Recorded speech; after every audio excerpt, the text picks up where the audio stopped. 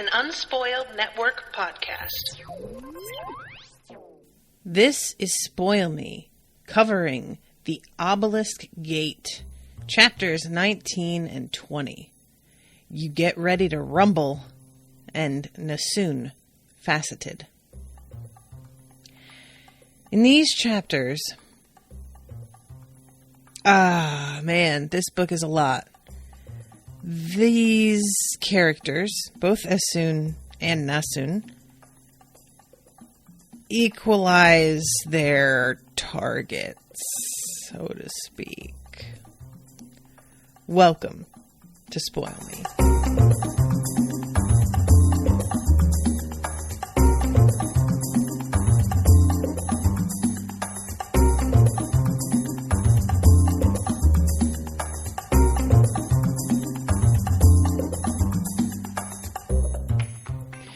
Welcome to the show, everybody. I am Natasha.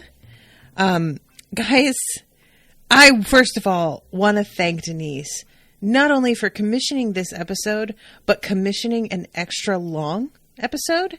This is going to be an hour and a half long rather than the usual 1 hour. So thank you, Denise, for that, because I'm going to need that time, baby. There is so much to talk about.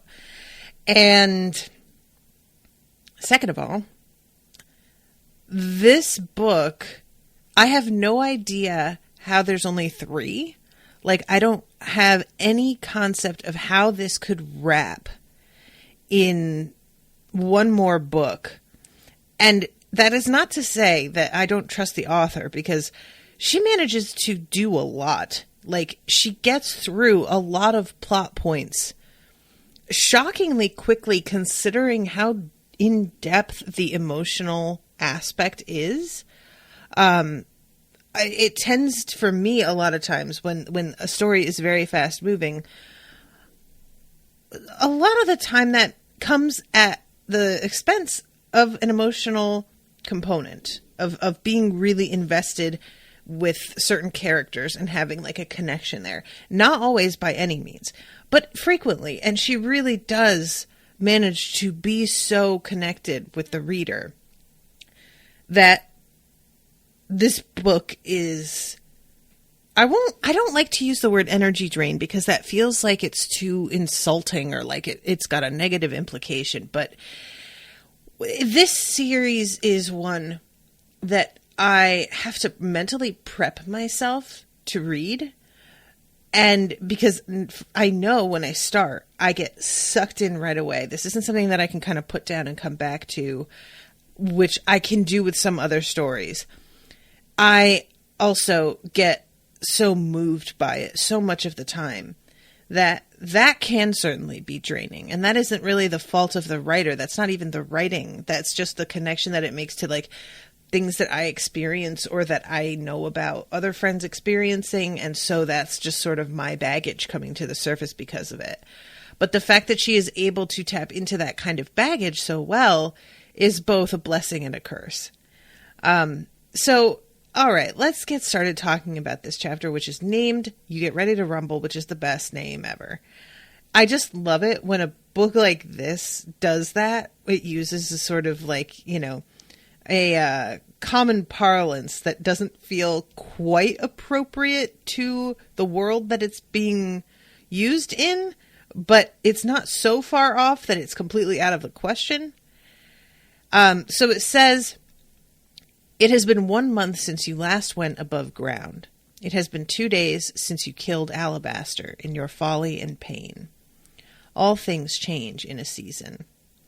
Kostrima Over is occupied. The tunnel that you first passed through to enter the calm is blocked. One of the calm's orogenes has pulled a big slab of stone up from the earth to effectively seal it off. Probably Ika, or Cutter before Ika killed him. There were the 2 others in the calm with the best fine control besides you and Alabaster. Now 2 of those 4 are dead, and the enemy is at the gates. The strongbacks, who are clustered in the tunnel mouth behind the stone seal, jump up as you walk into the electric light circle, and the ones who were already standing stand straighter. Zeber, Esni's second in command among the strongbacks, actually smiles at the sight of you. That's how bad things are. That's how worried everyone is. They've so lost their minds as to think of you as their champion. So, yeah, this is the description of Essun walking out to meet the invading force, essentially. And we take a step back here and find out exactly how things went down between her and Ika after basically the coup. And it turns out that they were able to set aside any hard feelings that might have come up due to that. And I'm really proud of Ika. Like, it's so tempting when you are in the point of view of a really strong character like Essun to sort of assume that she's going to take the lead and be the leading force simply because she's the point of view you're reading from, and that feels like how most stories tend to work. And I love the fact that we are repeatedly shown that Essun is not really up for the job. It's not that she's not intelligent, and it's not that she doesn't have compassion and care about people. It's simply that she is hobbled a little bit by her own history and trauma, and has difficulty in being diplomatic. She has a tough time making the decisions that need to be made when you're in this position. For example, killing Cutter, I think, was the right thing to do. And by right, I put that in quotes, of course. I don't feel like just killing somebody outright with so little I don't even want to say pretense, but with so little reasoning feels like the right thing to those of us in the situations that we currently are, where we are pretty comfortable. But Ika has a crew of volatile people in an enclosed space to worry about, not only physically, but they could tear themselves apart. And she is trying to mitigate that.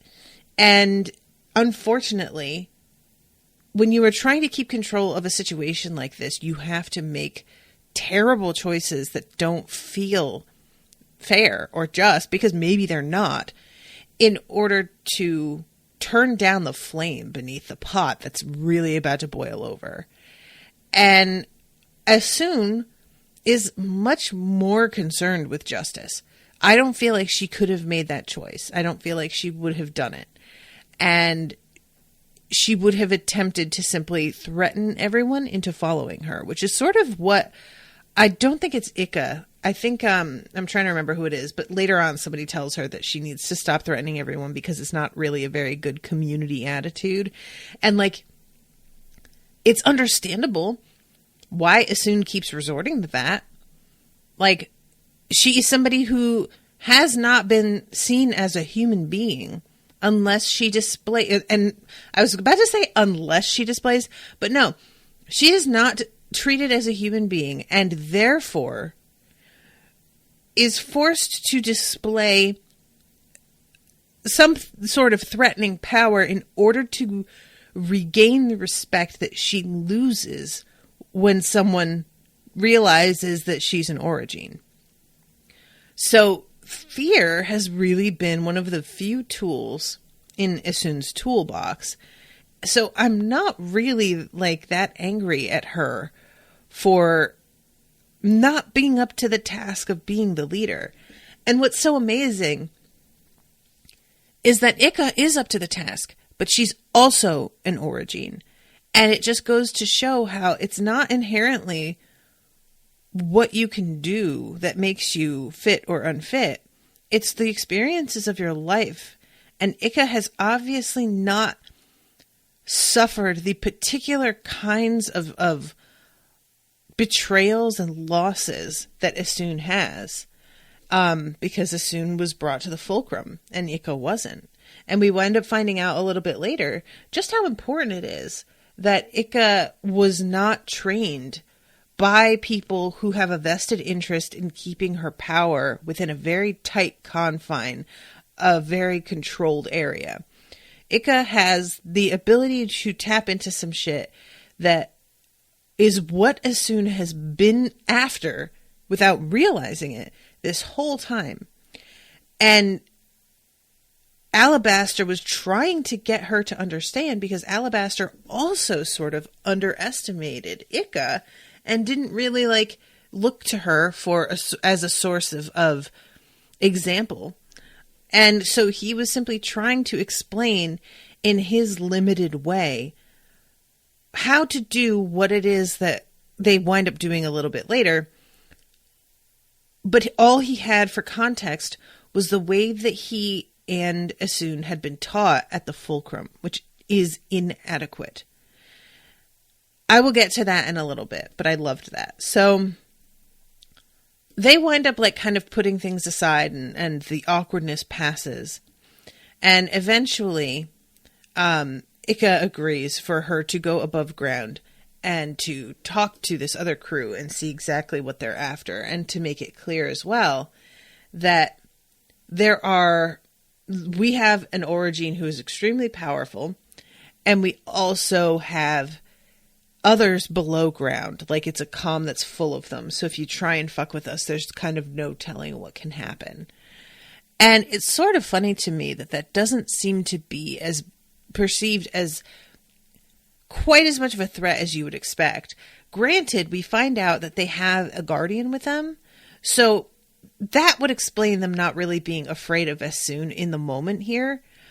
But I don't know about the guardian's ability to affect, the whole thing here is that what Essun is afraid of is these people above ground figuring out exactly where the ventilation shafts are for Castrima below.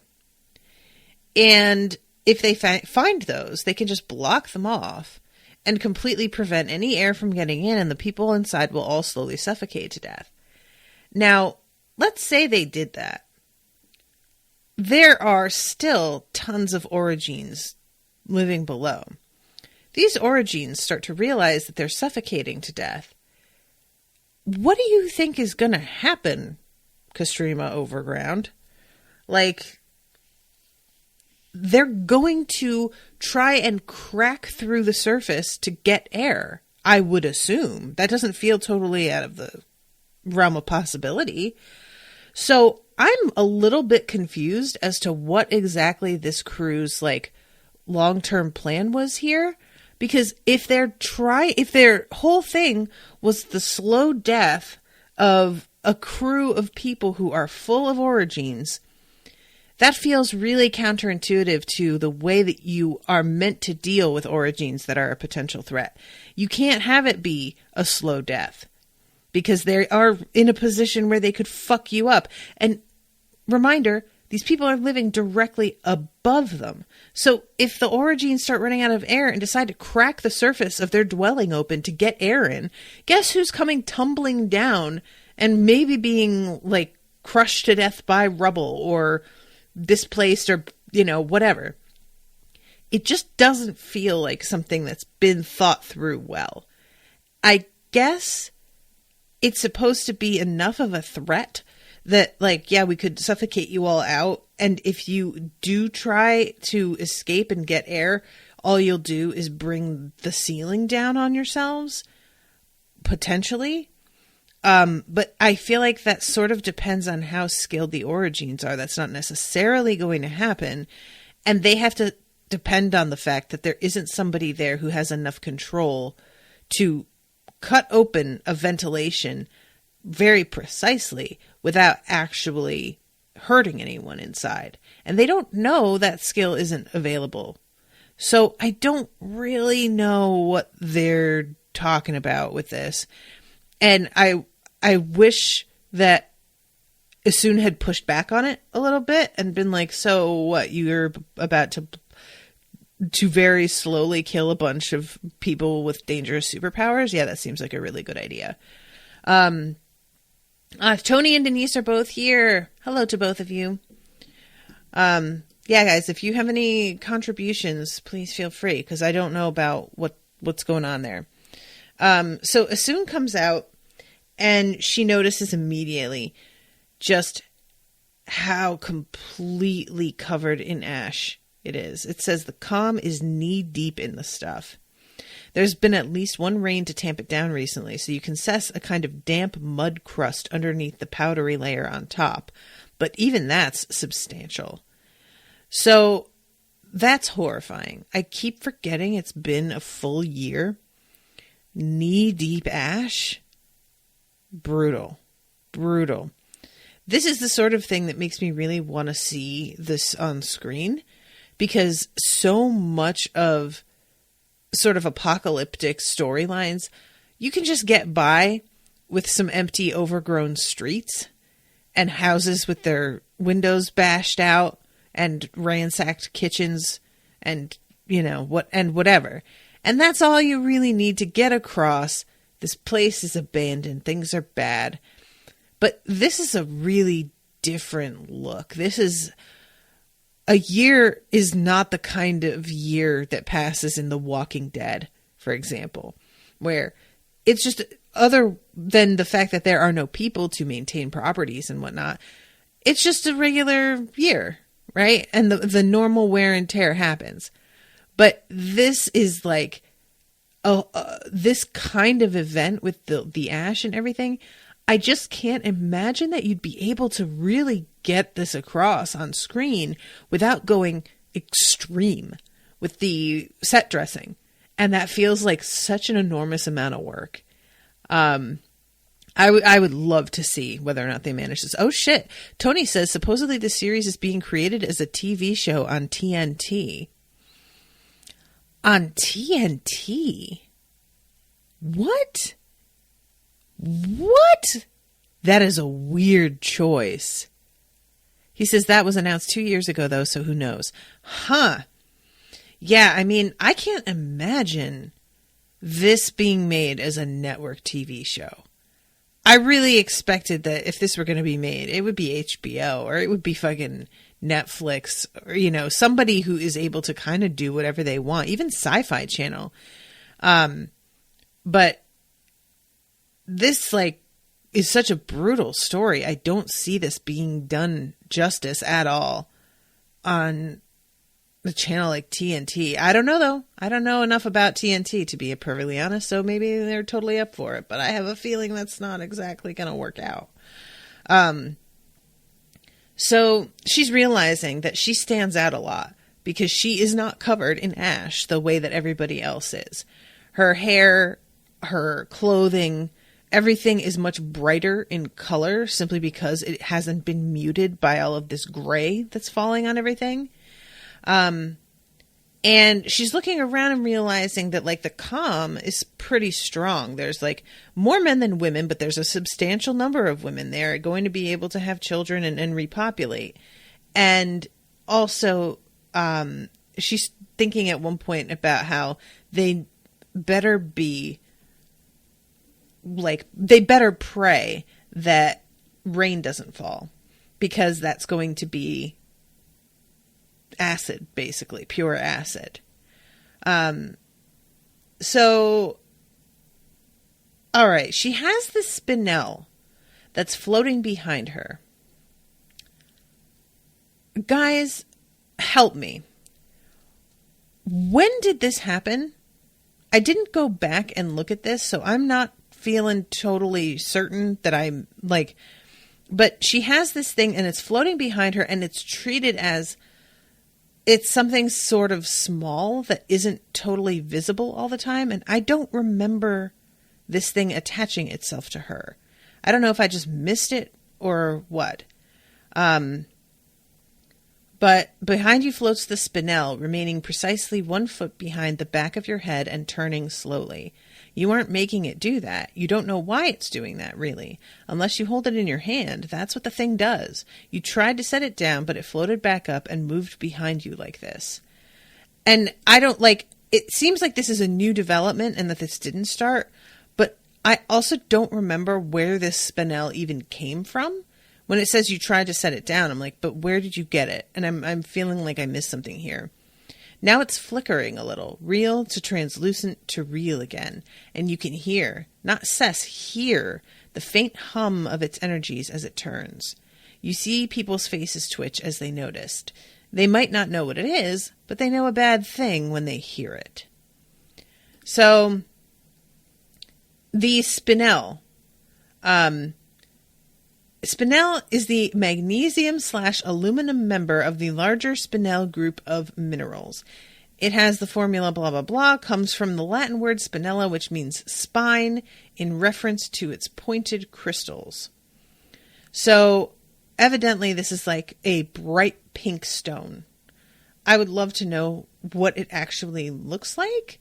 Because it apparently comes in other colors, but when I Googled spinel, most of the pictures I got were of bright pink, and there's apparently a like Steven Universe character that's called Spinel who is pink. And I am just super curious about this thing floating. Like, it's attached itself to her like a little familiar. Really strange. So she goes towards this area where the general is, who I think she finds out the general's name is Denelle a little bit later.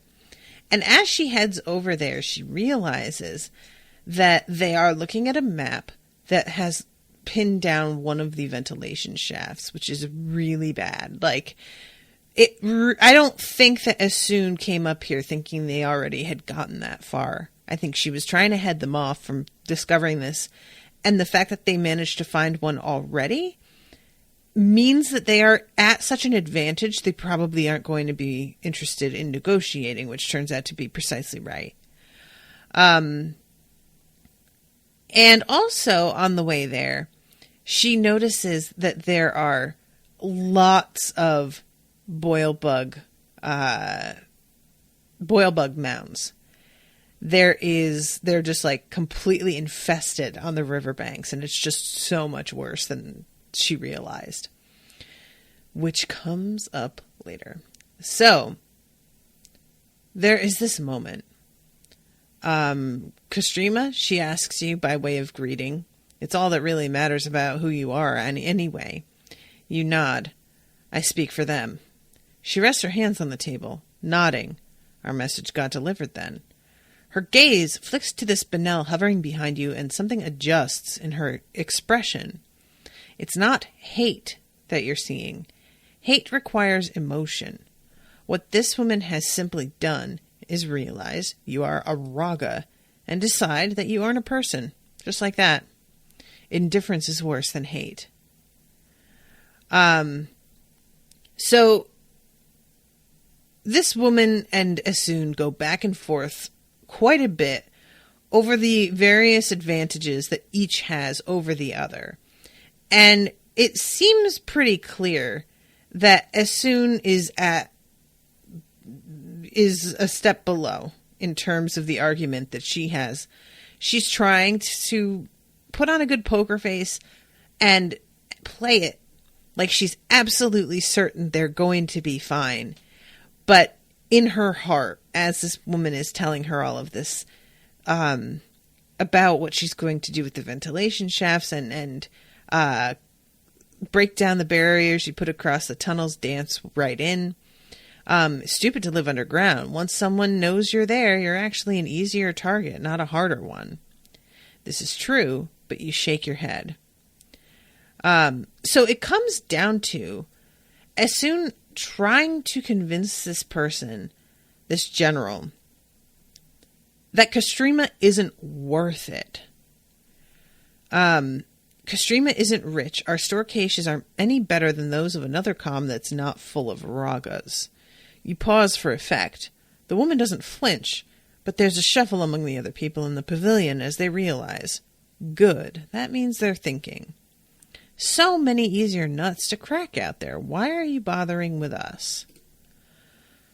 So, she says, this is what it's going to take to survive. And she talks about how her GMists are able to tell that this season is either not going to end, or it will not end for at least 1,000 years. And that the odds for making it through are better if they take the caches from every other comm that they encounter. And she says, if we set up supply lines from every comm with renewables, we'll need some coastal comms with oceanic resources, some Antarctics where growing low-light plants might still be possible. But you mid-ladders eat too much. So basically you're here to wipe us out. You shake your head. Why didn't you just say so? Why the foolishness about getting rid of the orogenes? And she just says, always a chance you'd turn on each other. Then we could just walk in and scrape up the leftovers. Now things have to be hard.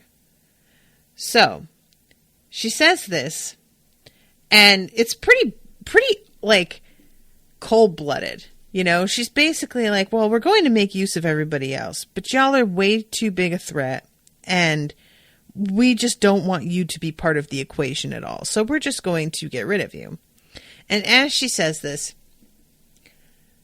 a guardian's knife hits Essun in the arm.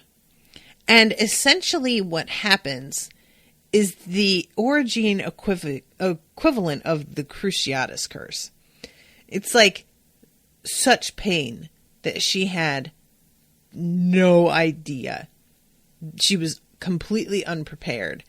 It is like all of her nerve endings are on fire. And she literally can't even scream. She just like flops down and twitches in fucking complete helplessness. It's a really awful moment. And this fucking guardian comes up, and it's a really weird, like, she's naked from the waist up, her skin shockingly dark amid all these sonsids, her breasts small and almost entirely areola, reminding you of the last time you were pregnant, which is such a weird, specific thing. You wonder if it will hurt when you are shaken to pieces the way that Inan was. Everything goes black. You don't understand what's happening at first. Are you dead? Was it that quick? Everything's still on fire, and you think you're still trying to scream, but you become aware of a new sensation. Movement, rushing, something rather like wind. The touch of foreign molecules against infinitesimal receptors on your skin. It's oddly peaceful. You almost forget your pain. So what it turns out happened here is Hoa came up and pulled her down through the stone and saved her. And she comes out and she's in Lerna's room, and Hoa pulls the knife out of her, which like helps so much with the pain. And Lerna winds up patching her up. Now, this is a really like interesting development, because these, I don't know about at the, what's the name of the community that Nassun is in? Lost Moon, Found Moon. I think it's Found Moon, right? I don't know if those guardians have these knives anymore. But that's really alarming that they are this effective and this painful. And I would love to know exactly what it is they're made out of and why they work the way that they do. And it turns out that the knife went in vertically, which is good. It doesn't cut across any of like major arteries or tendons or anything. It doesn't actually cause much of an injury, because that wasn't what it was intended to do. It was intended to just sink in and incapacitate you. But it's just like a weird moment where she's getting like patched up, and Lerna is sort of weird around you because, and I'm saying you because you know how this book is written, so it's hard. I jump between saying you and Essun. But Lerna has apparently like come on to Essun a couple times, and she's just not really interested, like at least not enough to take him up on it right away, but she's not so uninterested that she tells him to get fucking lost and never talk to her again. So it's left things in a sort of strange limbo between the two of them. And there is this amazing line here. You keep thinking about Alabaster too, though. Is it grief? You hated him, loved him, missed him for years, made yourself forget him, found him again, loved him again, killed him. The grief does not feel like what you feel about Uche or Corundum or Inan. Those are rents in your soul that still seep blood. The loss of Alabaster is simply a thinning of who you are. Ooh, yeah, that feels real. Like, that feels like a different thing. And that is something that I think all of us like eventually sort of experience. Unfortunately, that's part of life is experiencing this sort of like deep loss. I won't say that I have experienced that because I really don't believe I have. I have a terrible fear of it. I don't know if any of you guys can relate to this, but I have a near constant paranoia about Owen dying first. And about dying soon. Like car crash, weird work accident, slowly developed like lung infection due to the cleaning chemicals that he uses at work. Something that would cause him to suddenly be taken from me within the next 10 years. And I genuinely do not know what I would do if that happened. And I haven't felt that way about anybody else, which is part of why I know that I'm about to like marry the right person finally.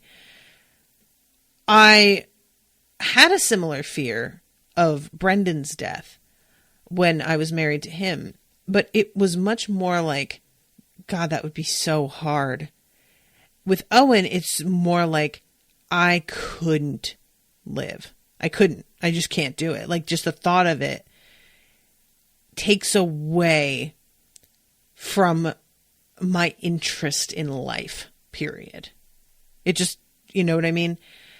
And that's not precisely where she is with this, because it's not like she ever considers, well, he's gone, so I'm just going to kill myself. That's not really what's going on here, but it's like a part of her has died. And yeah. So Hoa at this point apologizes and is like, I can't believe this. Like, I told you that I would protect you. And she's like, you did protect me. She was going to fucking kill me and I'm not dead, so it's fine. And he's like, yeah, but I didn't even know that they had a guardian. To which Essun is very reasonably like, I didn't expect you to be omniscient. You can't know everything. But he's very mad at himself.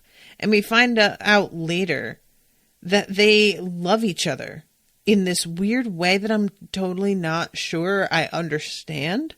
I don't know if we'll get to it, but I can't decide if it's like at all romantic or if it's simply a like platonic thing. But we'll get there. So afterward, you leave Lerna's apartment to head to Flat Top, where Ika has set up an operations center of her own. So everybody here is talking and waiting to hear how it went. And when they see you walk up with this fucking injury, it's pretty clear this didn't go real well. And Tonki is in the middle of like ranting about something. And she says the third wave will need to be the most delicate touch. Pressure sets them off. We're going to lose the forest either way, but shaking will just make them dig in. We need to keep them moving. So apparently they're talking about explosives, I believe. But at this point, when they see Essun come in, they want to... They're changing their tactics here. So Ika says, let's see... We've been using this geode in one way or another for 50 years. We know the land, and it took us years to find those vents. One's in a damned peat bog further along the river, which stinks to the heavens and occasionally catches fire. How did they even know we were here? Even our trading partners have only ever seen Kastrima over. And Lerna says something about how maybe they use orogenes, and Ika's like, look, there is something about this that like, sloughs off Orogeny. Did you notice this? Like, you felt me drawing you here, but did you feel a huge hole in the ground that people were living in?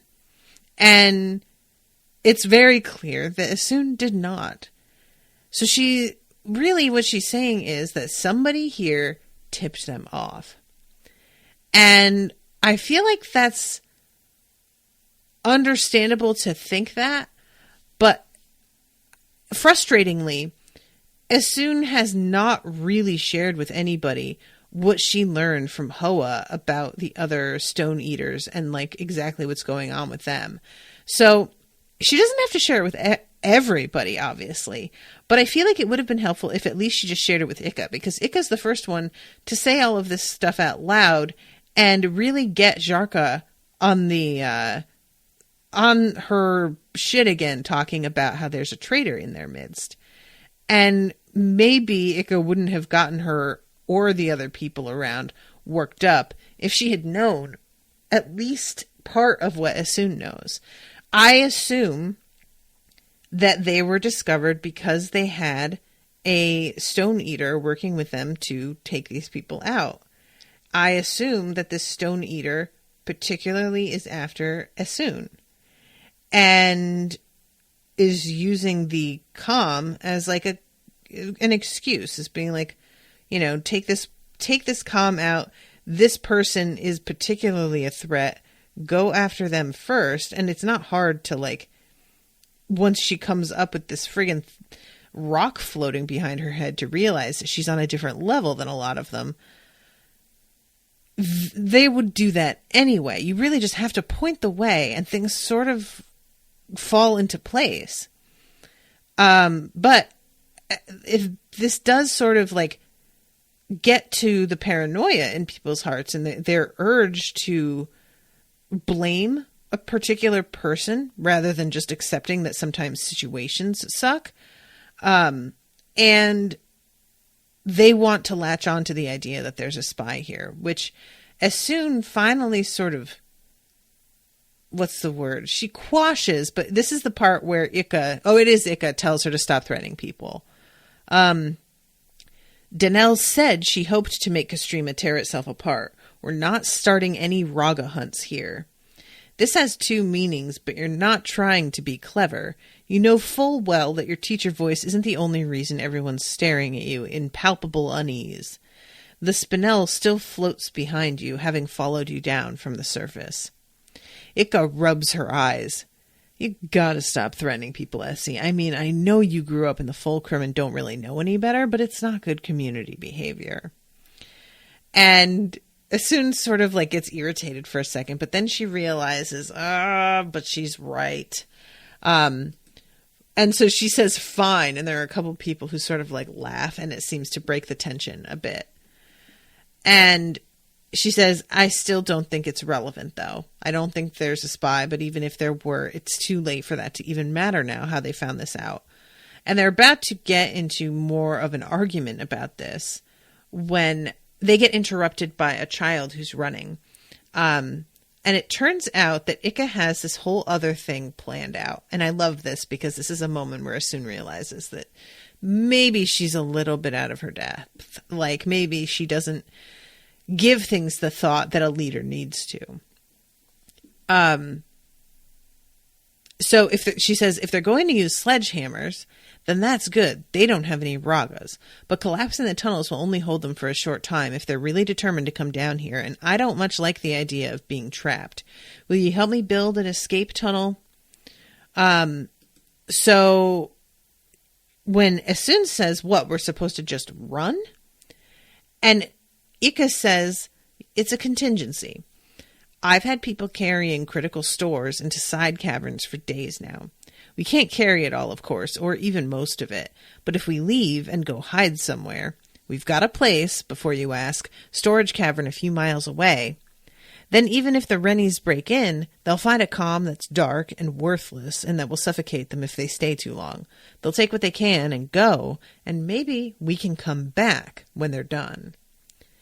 And this is why she's the head woman. While you've been caught up in your own dramas, Ika's been doing all this. And the only problem with this plan is that maybe they do have some ragas, and they don't know it. Maybe their ragas basically aren't out. But once they like get into this community, this crystal, it will power up and they'll be fine. And, our own people won't be able to come back. And that's certainly a real possibility. But it's kind of the best option right now. It sounded smart to me. I was like, oh, wow, that's a really good idea, actually. Just sort of fake them out and then circle back. But at this point, she says, it's not a great plan, so this is why I want to try Tanki's plan. Oh, right, because that's what Tanki was talking about. I was thinking that she was talking about, what do you call it? Explosives.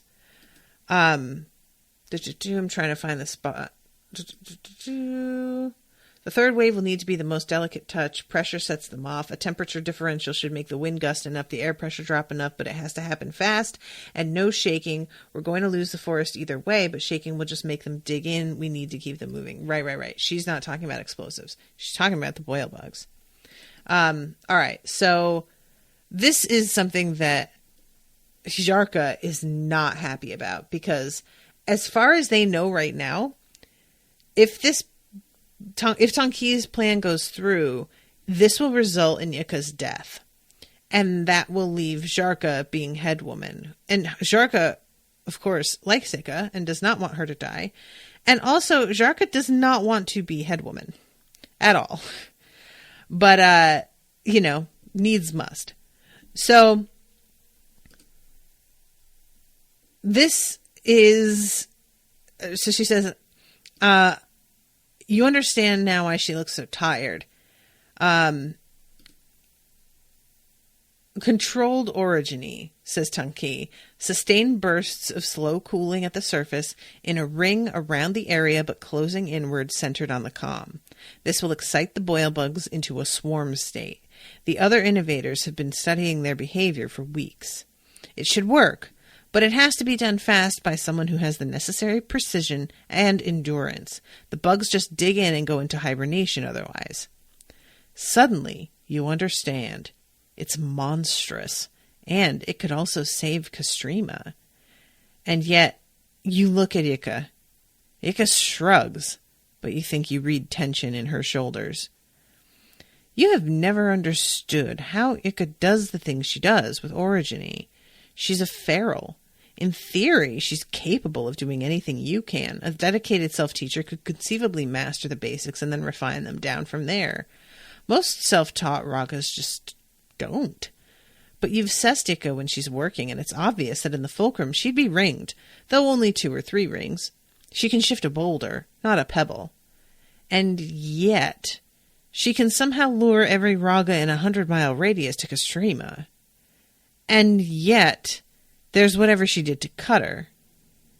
And yet there is a solidity to her, a stability and implication of strength, even though you've seen nothing to explain it, which makes you doubt your fulcrumish assessment of her. A 2 or 3 ringer doesn't cess like that. And yet, orogeny is orogeny, cessipine or cessipine, flesh has limits. So... they argue back and forth about this, and finally, what she realizes Ika wants to do is link up with one another, working in parallel. Which she says, the thing is, the person who holds the others together, the yoke, that's the one that burns out first. Has to take on the friction of it, or everybody in the mesh will just cancel each other out. Nothing happens. Burns out. Dies. Ika. You're 100 times more skilled, more precise than her. You can use the obelisks. You ever meshed with someone before? I told you it takes practice and you've got another job to do. I hear your friend finally kicked off in the infirmary. He teach you what you needed to know before? So basically... what's happening here is one of them has to fucking hold it all together and will die. And that's not what winds up happening, but they believe this going into it. And Ika considers Essun too valuable to die. She's like, you obviously have some other shit that you can do to help this entire situation, and I'm not going to take you away from everybody. So she finally like agrees to do it. And she says, she realizes as she's agreeing, oh my God, this is fucking what Alabaster wanted me to do. God damn it. And he didn't even just tell me.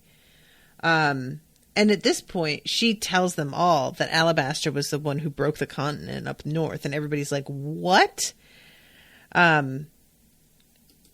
So she says, I didn't understand how he did it until now. First a network, then the gate. I need to learn how to do what you're about to do, Ika. You can't die till you teach me. So this is a series of epiphanies, but each epiphany is almost immediately replaced by a further one and a realization that the previous epiphany was not entirely correct. Because she assumes when she's talking to Ika here, what Ika says about doing this network is the orogenes networking, and agrees to like start this because she believes that this is what Alabaster meant. It isn't until she's in the midst of her shit later that she realizes the network he's talking about is actually the network of obelisks in the sky. Like, that's the thing that has to link up.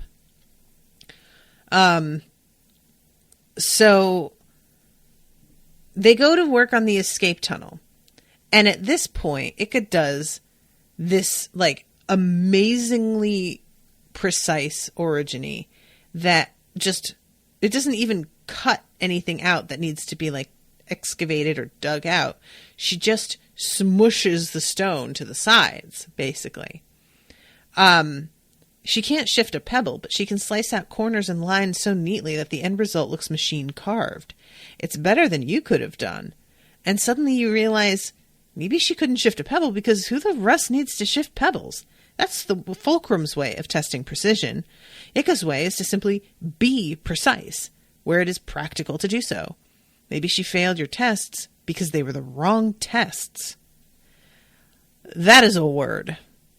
Like, this is the sort of thing that I wish so much I had known when I was younger. And that's not to say that like I didn't do well in school and stuff. There's more to tests than academics. But there is a metric that we hold ourselves to throughout our lives. And I think a lot of us are only just starting to realize how fucking arbitrary these metrics are. And that just some dickhead came up with this metric like 200 years ago. Some white man who decided that this is the metric that we should all measure ourselves by. And if we don't measure up to it, we feel like we're lacking somehow, even though that dude has no idea what the fuck he was talking about. And we have all just sort of accepted this forever. And it would have been so nice. It's so frustrating because like, I'm sorry, I hit my mic. As a kid, there are so many movies out there for children about how there's this outcast kid who isn't good at the thing the whole rest of their village is good at, or the whole rest of their family is good at, but they are good at this other thing. And even though they don't fit in with the societal expectation of what they should do, what they are good at is still valuable. And it's one of those things that's like in so many stories and is taken at face value by so many children. And yet adults don't really believe that a lot of the time. So it's frustrating because I feel like we're taught these lessons about how like doing something different and outside of the norm can be really special. But our systems do not compensate for that. Our systems do not encourage that. The way that we measure our kids' success in school and socially and whatnot doesn't really like take all of that into account. So kids are told in movies and stories that this is true, but then practically speaking, they are told the exact opposite, which has to be incredibly frustrating. And there are so many, like, even simple, like, you know, like body image. The metric that I grew up looking at was a thin white girl, especially in the 90s, super, super thin. I did not fit that metric. Therefore, I was fat and ugly. That was 100% what I believed for the longest time. When I started to get to a point where I realized that I was still attractive, I was still, in my mind, there was an asterisk. I'm attractive even though I'm not skinny. And it wasn't like, even though you're not skinny, you're gorgeous. It was, well, I guess I'm not skinny, but I'm still attractive. Like, it was, I'd fall outside of this metric, which is still a shame. And I wish I didn't, but I'll do the best I can with what I've got. And there was never a moment of just like, maybe falling outside the metric is good. Maybe you look better than the metric. Never even entered my head. And I wish so much that we could just disregard these metrics altogether. Gender, same thing. Gender is just nonsense. Somebody just made up the rules for how genders are supposed to be. And we just accepted them for thousands of years and just have been like, yeah, no, that seems right. And who decided? Who decided? Who knows? Who knows? But it doesn't mean anything. It's just something we completely made up. So anyway, Ika does her own shit and does it real, real well. And Essun is standing there like, well, damn. So they hold hands and Essun has to sort of relax and let Ika take control of the power because she is learning. She has never done this before. She flows faster using your depth to boost her force. And flowing with Ika so easily you are surprised. Alabaster was rougher than this, but maybe he wasn't used to doing it when he first tried it with you. Ika has done this with others, and she's as fine a teacher as any you've ever had. But, oh, you see it so easily now. Magic. There are threads of it interwoven with Ika's flow, supporting and catalyzing her drive where it's weaker than yours, soothing the layer of contact between you. Where's all this coming from?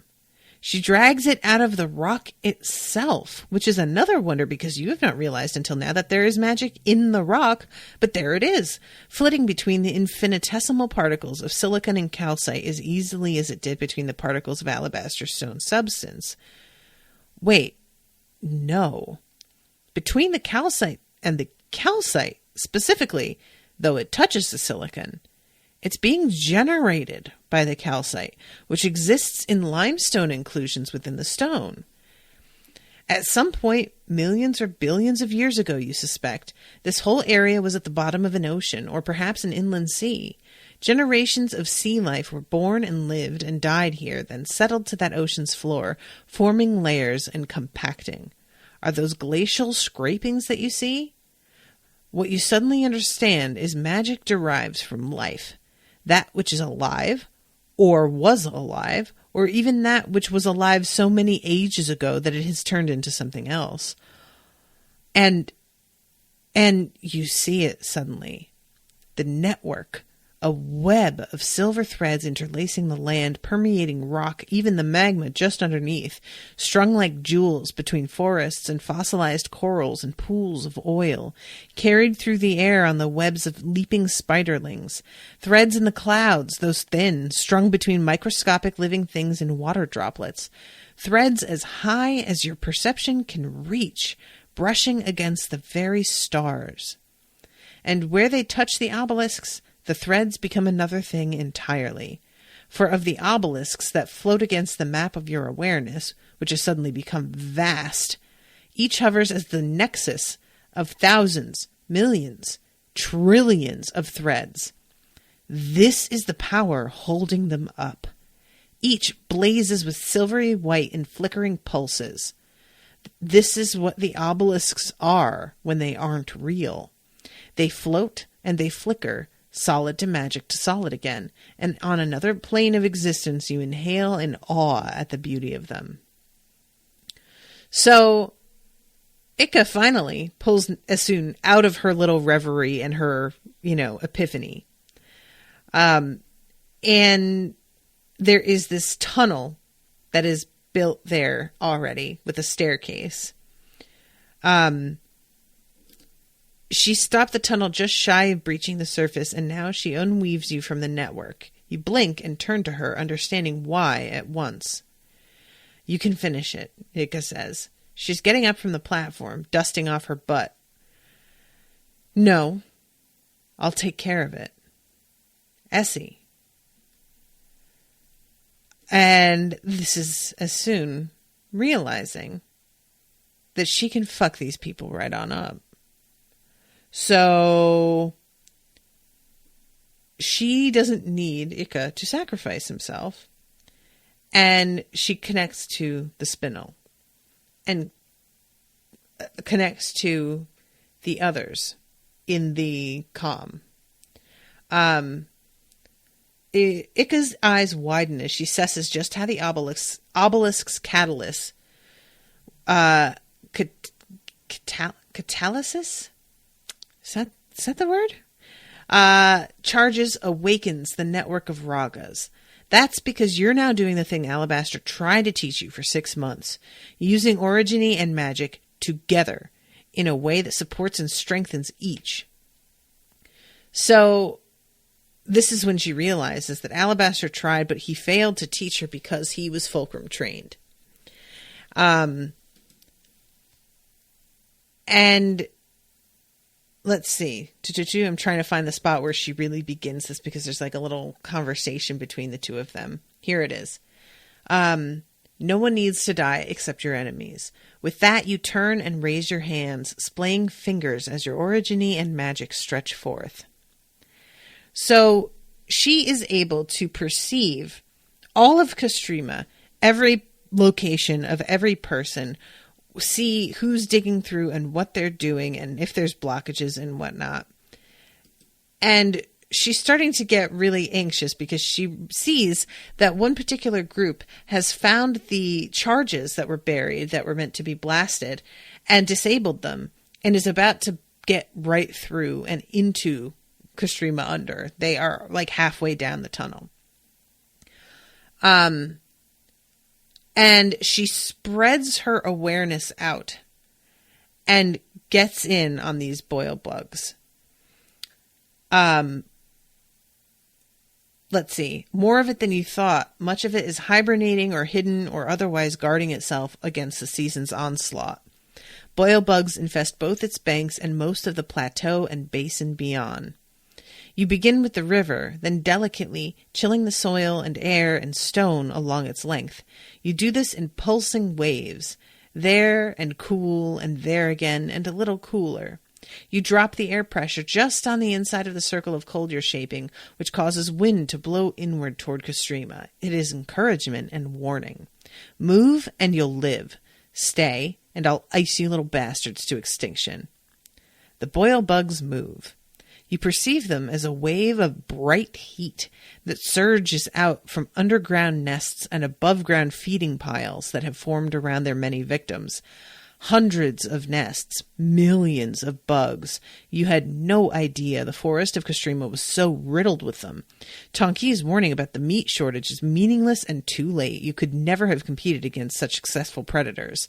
You were always going to have to get used to the taste of human anyway. That's bleak, y'all. Yikes. And honestly, part of me is just like, girl, once you kill these people, you should just kill these boil bugs. And then y'all might not need to worry about the meat shortage quite so quickly. But right now, she's dealing with them. So she had forgotten that the boil bugs can fly and they're moving really, really quickly. And then they hit the people in Castrima over, and it is one of those moments that's like barely described, and thank God for that, because we don't need to think about it. Through the foundations of the houses, you sense pounding feet, the slam of a door, the fleshier slam of bodies against each other on the floor, mini shakes of panic. The shapes of the soldiers glow brighter upon the ambient as the bugs land and do their work, boiling and steamy. Meanwhile, the other poor orogenes that she's using to sort of do this, as she's tapped into their magic, they do not like this. They sort of resist for a second. And Essun has to, like, get them focused again because they're in the middle of this and there's no point in pulling back at this point. So the boil bugs move into the basements and there's this just flood of them heading down. And she starts to hear screaming. And she is about to make herself ignore it and continue on when she realizes that one of the screams is coming from right nearby.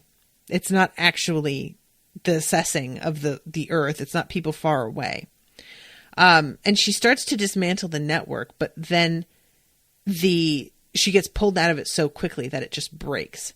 And when she looks up, there's Hoa, and Hoa has ripped this other Stone Eater's head off and has his fist through its chest. Which, wow. And he says Renanus' Stone Eaters are coming for Castrima's orogenes.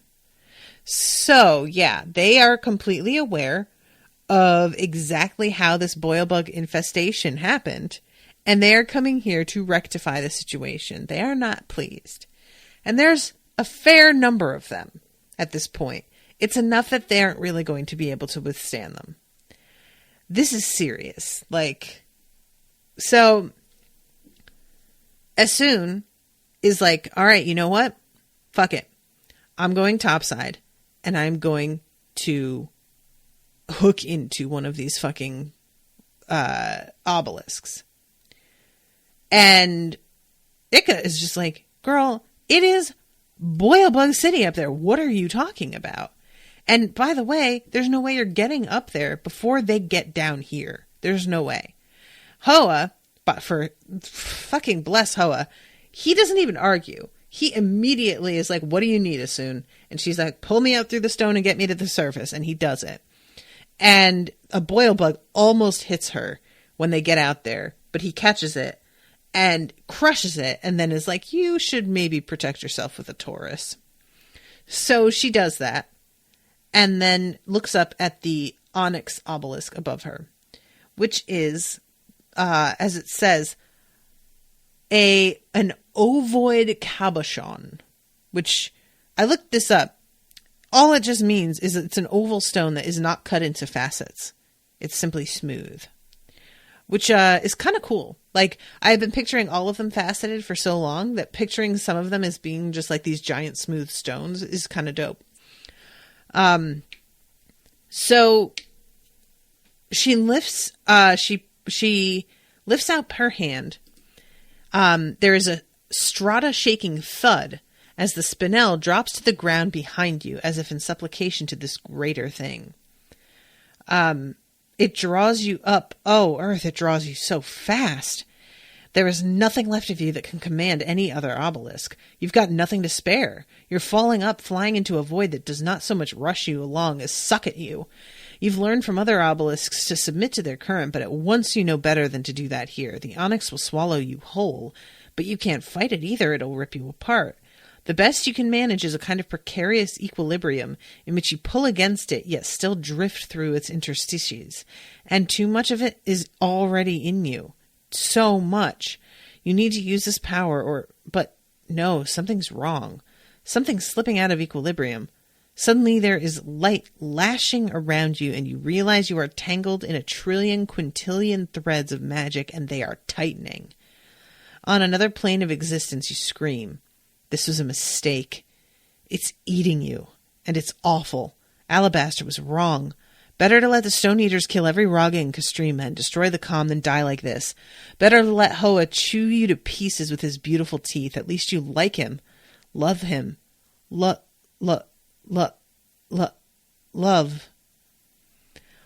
So at this moment, I don't know if it's actually related to her thinking of the word love, but I think it is.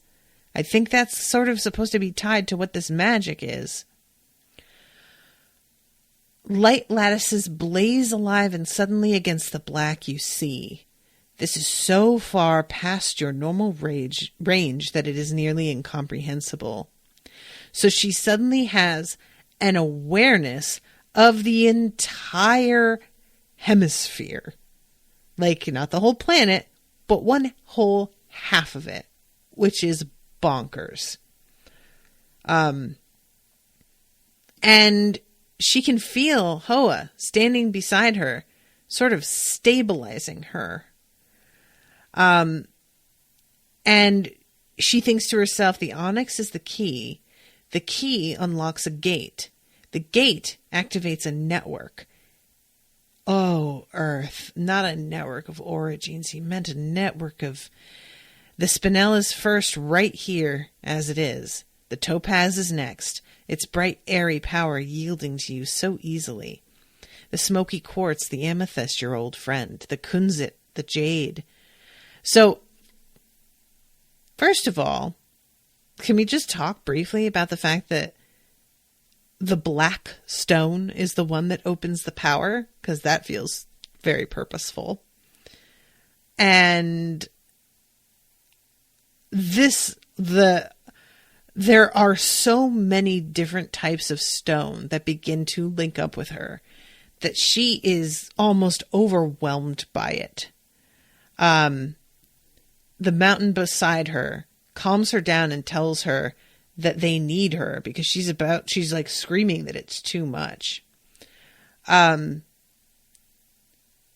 There are those interfering with its crystal lattices, riding along its strands of matter, lurking within the rock around the geode shell like parasites trying to burrow in.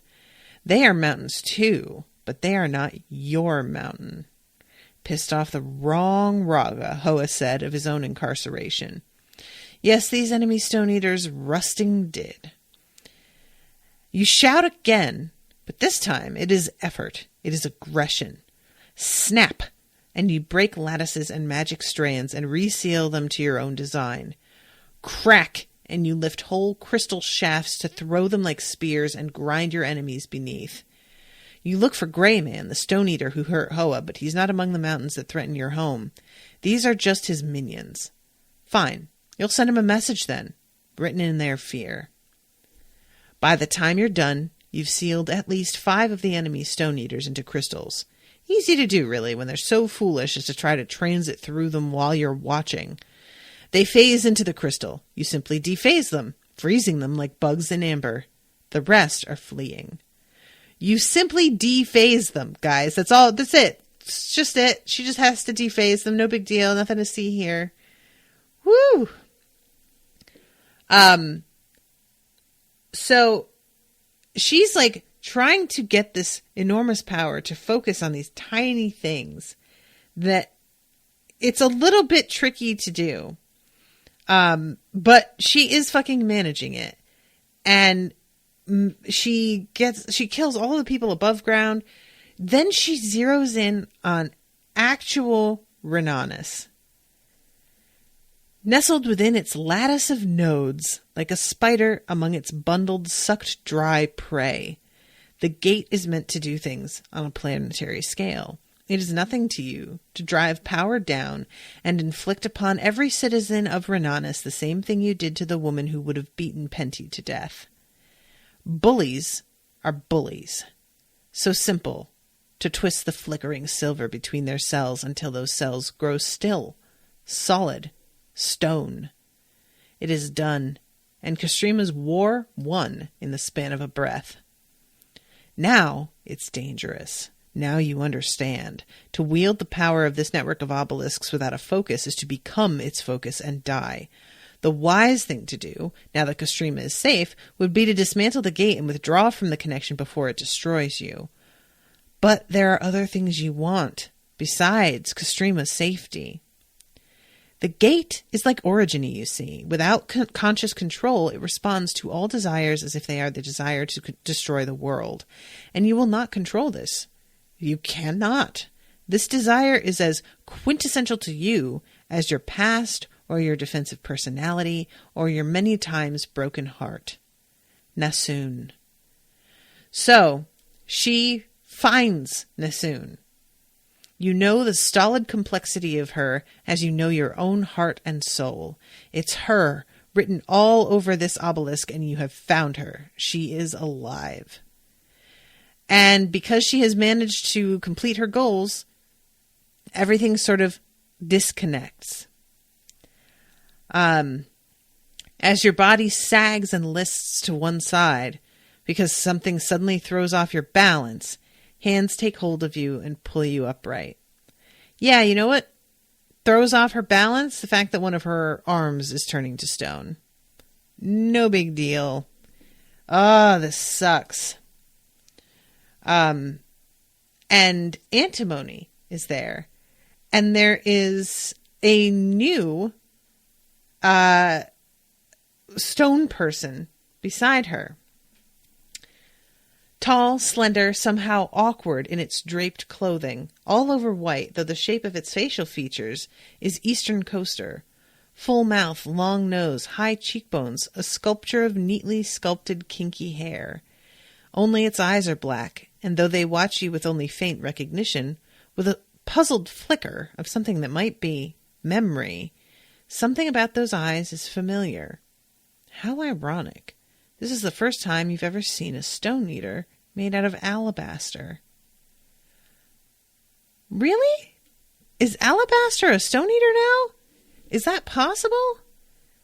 Does getting eaten turn him into one? Is that how that works?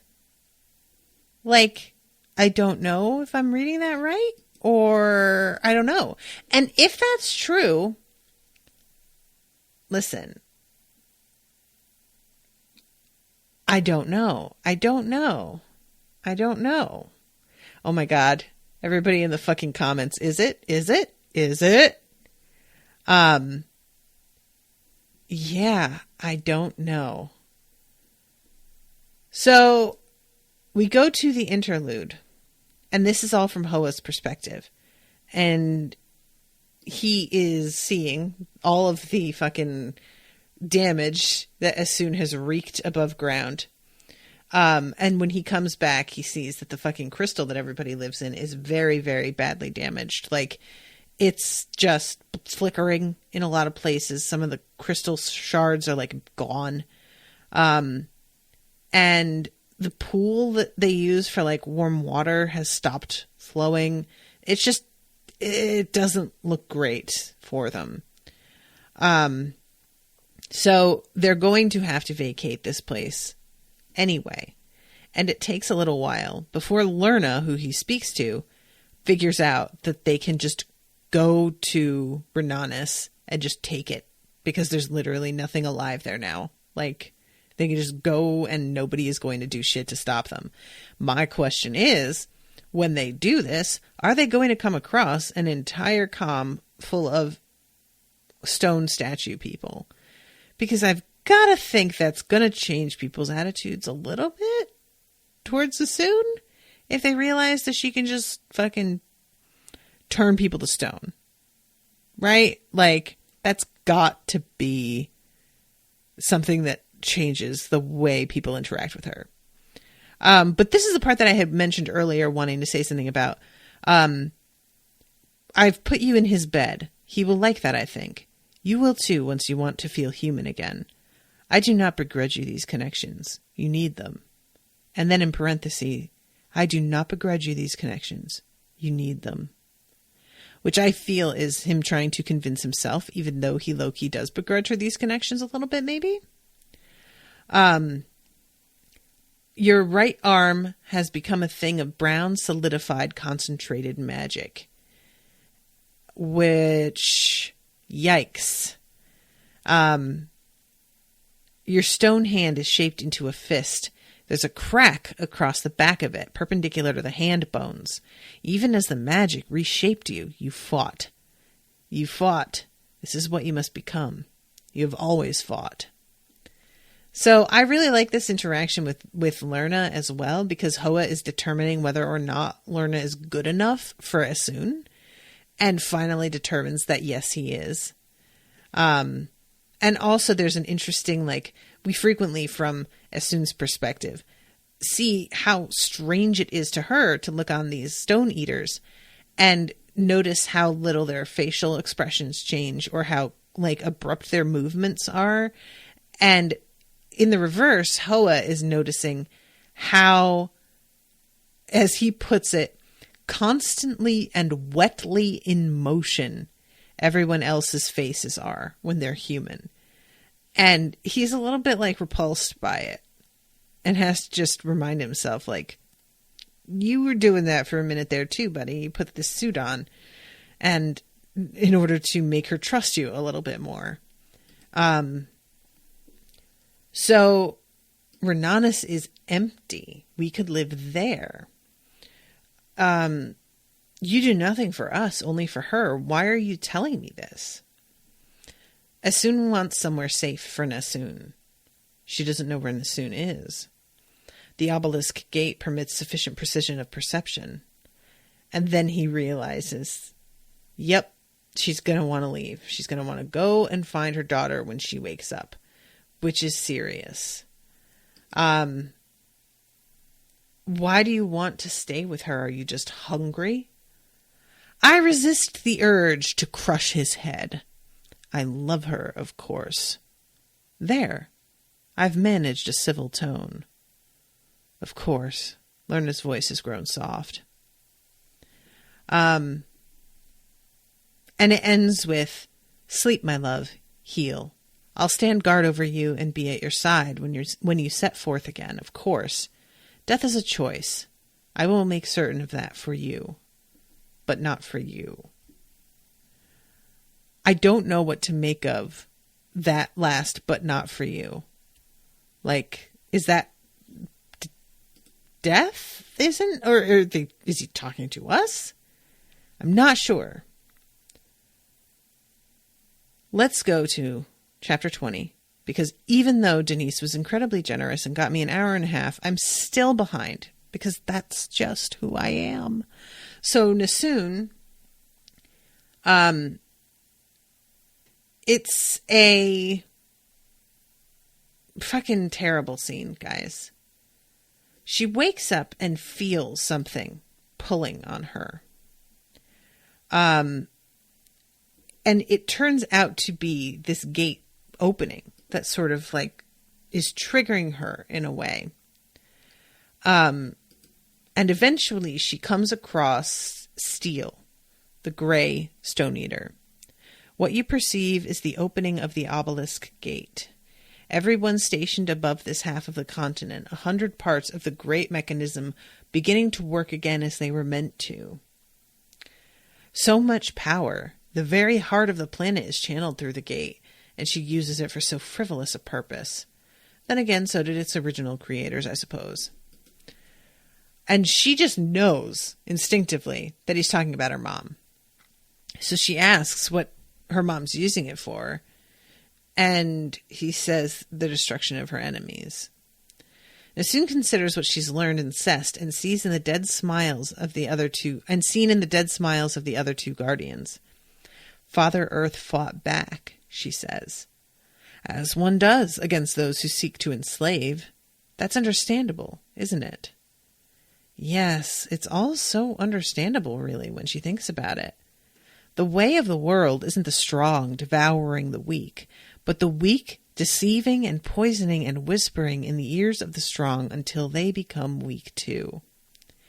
Then it's all broken hands and silver threads woven like ropes, and mothers who move the earth to destroy their enemies but cannot save one little girl. So, yeah, that's fucking a word. I love this. That it's recontextualizing so much of history, which has always been taught to us as the strong taking over the weak. But it's really isn't. I mean, those who follow the book club one of the earlier books that I did was Cloud Atlas. And there's a section in there where it's set in different times. It dances between a couple of different stories. And there's one that is, I believe, in like maybe 1820, like it's the early 19th century. And this guy has come across a group of native people on an island who are completely self-sufficient. And they don't like that they're self-sufficient, these English, because they need to exploit these people. And if they can take care of themselves, that's not possible. So what he does is forcibly get them addicted to tobacco in order to cause them to need something from outside of their own supply system. And in this way, manages to begin a capitalist system on the island that completely undermines their self-sufficiency and their ability to take care of themselves. And that is how this island of people is conquered. Not because the English are stronger. It is because they weaken stronger communities purposefully. So this reveal is basically that there was a huge network put in place to channel the power of the earth. And this is what I'm getting from this. And totally correct me, guys, if I'm wrong, because it's not explained like explicitly the way that I need to with my simple brain. That Father Earth fought against this system of obelisks that were trying to enslave the earth and use its power in a certain way, is what I think is being said here. When she says Father Earth fought back, as one does against those who seek to enslave, that's understandable, isn't it? So it's turning it from the earth just hates us, which is what so many people have seemed to think, to they tried to fuck the earth up, and the earth was like, no, fuck you, and hit us back harder and worse. I don't know whether or not the earth is responsible for the moon being thrown off kilter, though. That's something that it was a little hard for me to quite understand in terms of the order of events there. Tony says that's what is insinuated, correct? Cool. Okay. Interesting. Now, keep in mind, this is Steele talking to her. We don't know if we can trust this person. I would assume not. If anything, he's probably lying. But it is an interesting perspective that I like for the moment. So I'm good with this. So she turns around, and there's her fucking father. There has never been anyone to save Nassun. Her mother warned her there never would be. If Nassun ever wants to be free of fear, she has no choice but to forge that freedom for herself. So she turns, slowly, to face her father, who stands quietly behind her. So, here's her dad.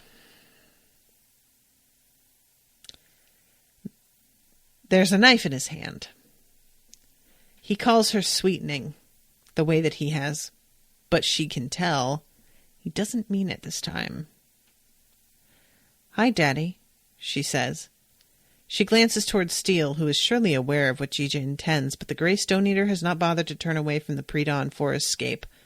Yeah, there has never been anyone to save Nassun.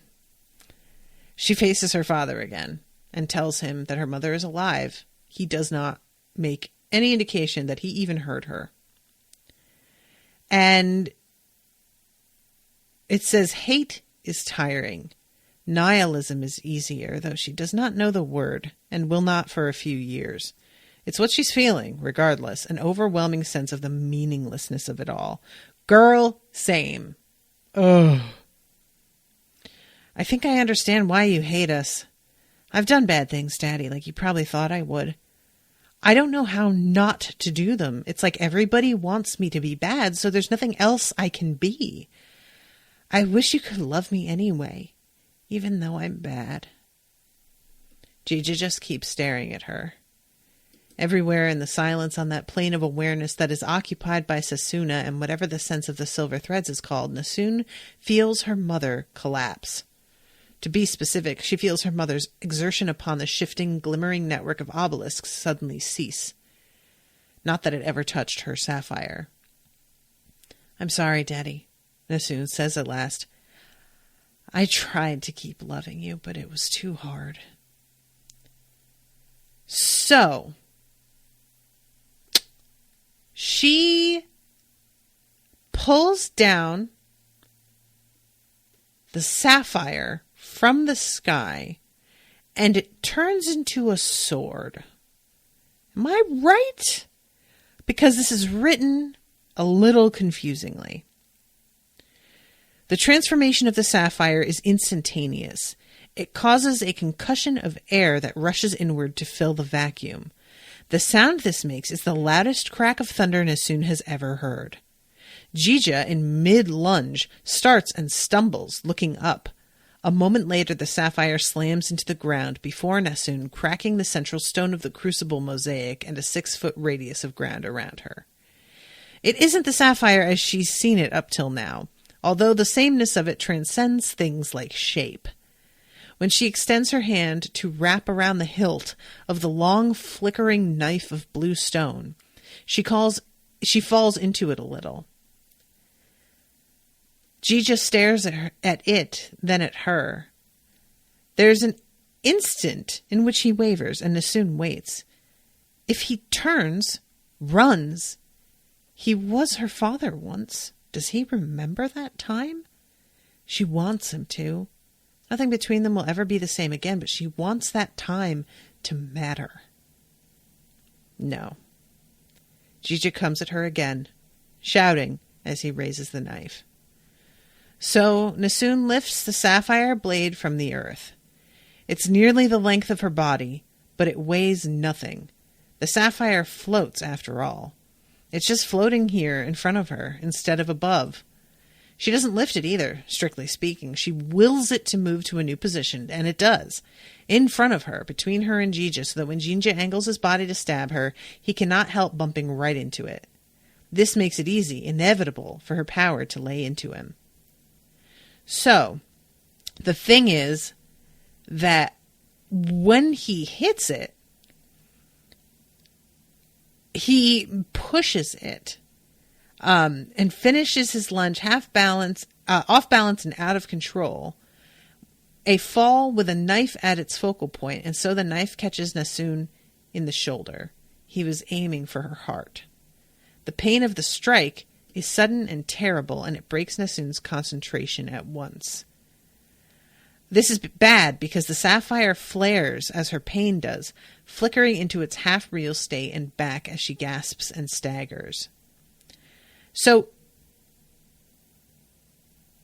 Denise is commenting, similar to her mother / Alabaster spinel is how I took it. Interesting. Okay. So when it flickers in and out, it turns Jija into a statue, which I guess is not what she had originally intended. I think she had just meant for this to be a protective barrier, but because she lost her concentration, she wasn't able to just do that. And Jija winds up shattering, because then once he's turned into a statue, it flickers again and sends this ripple of force through him. And Steele at this point says, it never ends and it never gets better. You'll kill everything you love eventually. Your mother, Shafa, all your friends here in Found Moon. No way around it except one. Shall I tell you that way? Yes. Tell me how not to. And she just sort of trails off, and he says, the moon's coming back. It was lost so long ago, flung away like a ball on a paddle string. but the string has drawn it back. Left to itself, it will pass by and fly off again. It's done that before several times now. But with the gate, you can nudge it just a little. Adjust the path the moon naturally follows. Instead of letting it pass again, bring it home. Father Earth's been missing it. Bring it straight here and let them have a reunion. Oh. She understands suddenly why Father Earth wants her dead. It will be a terrible thing, Steele says softly. It will end the seasons. It will end every season. And yet what you're feeling right now you need never feel again. No one will ever suffer again. And when she says she understands suddenly why Father Earth wants her dead, is that because she and other orogenes are supposed to be the ones that sent the moon off its orbit? Is that what she is putting together there? So Shafa comes up, and rather than looking horrified at what she's done, he just looks so sad for her. And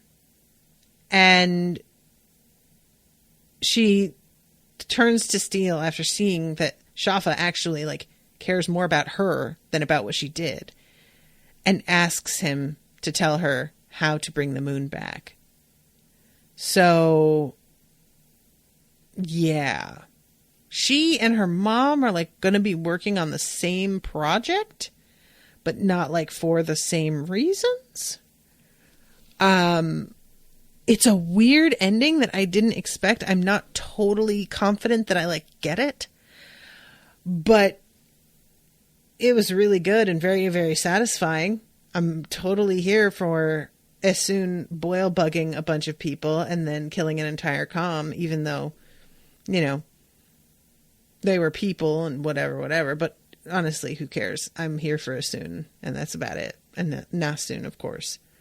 Denise says, I think that's what Steele told her before. Tony says, was more implying, why don't you crash the moon into the Earth? Oh, I got you. Huh. Weird. End all suffering. Nihilism. There it is. Yeah, I mean, yeah, I can understand that. There does come a point when you're just whatever. Who cares? None of this needs to continue. Why are we doing this to ourselves and each other? There's no good coming of it. It's not been fun. So, yeah. So her and her mother are going to be struggling for the moon. Each of them trying to get the moon to do a thing. All right. I guess that's pretty much as high stakes as I've ever heard. Good Lord. So yeah, I'm over time again. Thank you very much, Denise. I really appreciate you giving me so much extra time. I really needed that. How do you think that will work out? I can't even say that I want Essun to win. Nassun's not wrong. Just fucking end it. In some ways, I do feel go ahead. This isn't Thanos with the getting rid of half the population and ruining everybody's lives with grief and sadness. This is just the end of it, which doesn't seem terrible. If you could tell me that rather than slowly slide into the inevitable water wars and apocalyptic pain that we are about to enter with our poisoning of our planet, that you could just pull the moon at us and kill us all right away in one shot, I'd probably take that. Now, Essun is here to fix the seasons, but that doesn't mean that Ragas are going to stop being a thing. That's not going to be a hated group of people that continues to be. It's like ending slavery. Yeah, we ended slavery. Congratulations. But people still hate black people and still oppress black people. It didn't fix it. It's just a very small step on making things slightly better, which I can understand not really being enough. I really do. Denise, no worries. I love your take on this book. Oh, good. Sometimes I just feel so insufficient because this writing is so good and so intense that I'm just like, am I doing this justice at all? Like, it could be hard. But yeah, so, all right, guys. Well, thank you all so much for joining me. I'm very excited to be taking on the next book. God damn. I can't imagine what's happening, what's going to come. But yeah, thank you again. And thank you so much to Denise and to Tony for coming as well. And, I think there was another person in here, if I'm not mistaken. No, I think, oh no, yeah, Evia was here. So thank you, Evia, as well. So yeah, guys, and I will see you hopefully soon with the next episode. Toodaloo, motherfuckers.